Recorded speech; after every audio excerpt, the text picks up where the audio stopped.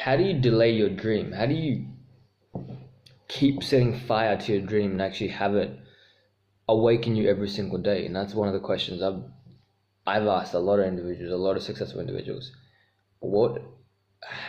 How do you do it? Like, I have big dreams and big goals. How do I make sure, and it isn't grinding me, but how do I make sure it wakes me up every single day? Like it's the first thing on my mind, because I have to go through it. And yet sometimes, yeah, I know what my dream is, I still sometimes get down, feel bad, blah blah blah blah, and the rest just unfolds. I don't know how. There's so many individuals, like you look at Eric Thomas, John Maxwell, all these big names, that their dreams the thing that wakes them up, that feeds them every single day. I don't know how does that even happen? Number one, don't speak negativity, because every time you speak negativity, you delay your dreams. Don't go speaking vile words to other people. Build people up, because that builds you up as a person, and it tells people what kind of individual you are. You're a man of integrity, you're a woman of integrity, character, accountability, and trust. It's what people look for these days, because the world is not providing it. So that's one of the things I figured out, is don't speak negativity, because every time you do that, you're delaying your dreams. Number two, you got to feed your mind. One gentleman said, people focus more about brushing their teeth than feeding your mind. Every thought, every action, every result, every feeling comes from input. Change your information, you change your situation. You have to protect your mind. You have to be deliberately and intentional with what you let into your mind. Because if you don't, then you're not in control of your mind. And if you're not in control of your mind, you're not in control of your life. Every step that you take has to be because of the input you put into your brain. Do not let other people to self-manage you. That's why a lot of people are angry and miserable, because they're not in control of their feelings, because all the input they're getting, they're not in control of it. You watch the news, you have no idea what you're going to see, but you know it's going to be negative.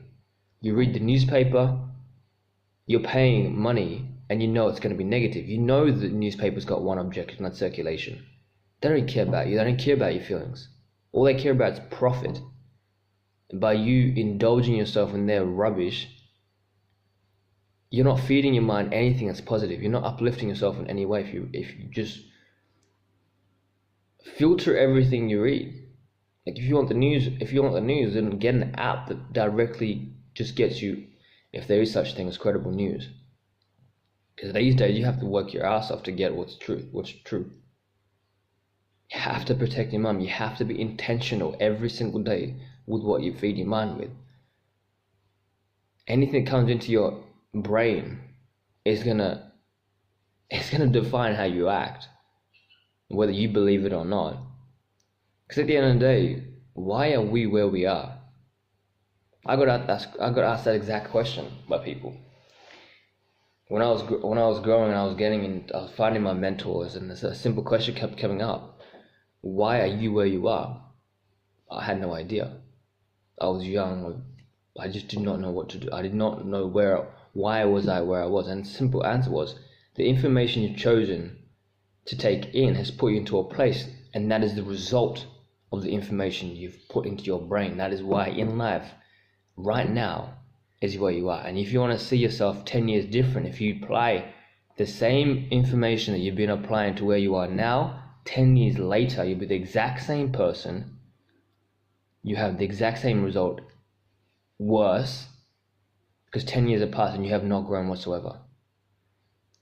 That was scary, because I did not want to be where I am now 10 years later, because that is a waste of life. Feel the same person every single year 10 years after, because what's the point if you're not growing? So one of the recommendations I got was, look, you have to start changing your information. You have to start changing your input. You have to control. And the most fantastic thing is, when you do that, you can I don't know what to say. When you do that, just start step by step. It's incredible what starts to happen. Because what comes out of your mouth it's controlled, and you know what you're gonna say, you start to attract a lot of people. A lot of people want to be your friend. A lot of people want to come and associate with you because you're a lot different. You don't just bang speak out for no reason. You don't interrogate people. You don't bring them down, and you're just stable and you're solid, and people will be drawn to you. Doors will start opening. That's what happened to me. I had a privilege of meeting a lot of people, but because of what information I chose to put in, and it's all about uplifting individuals, uplifting yourself, growing in all sectors of your life, in all areas, and self-control. So my recommendation to you is just try it. Get a book, go find a mentor. And you might say, what kind of mentor? Find something you're passionate about. If you want to get your personal freedom, then find people that have got financial independence. And you might say they might not help you, but there's books of people that have, John Maxwell, you got your big names that you can go and get their books and step-by-step guides. Eric Thomas, huge. Just find someone that resonates with you, then step by step build yourself up. All right, that's me. Peace, take care, enjoy.